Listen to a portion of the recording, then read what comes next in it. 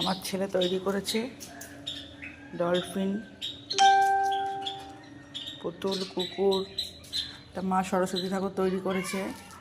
আমি যে গাছের জন্য মাটি নিয়ে আসি, ওই মাটি কিছুটা রেখে দিয়ে বসে বসে, এখন পরীক্ষা শেষ, রেজাল্ট বেরিয়ে গেছে, সেই কারণেও বসে বসে এসে আমার কাছ থেকে মাটি নিয়ে এইসব বসে বসে তৈরি করেছে। দেখুন, ওন তৈরি করেছে একটা ছোট, বলেছে এর মধ্যে চা করে খাবে ও।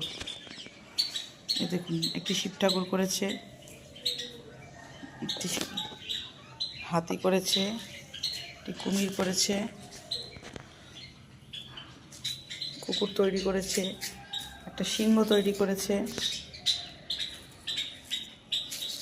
দেখুন, সিংহ তৈরি করেছে।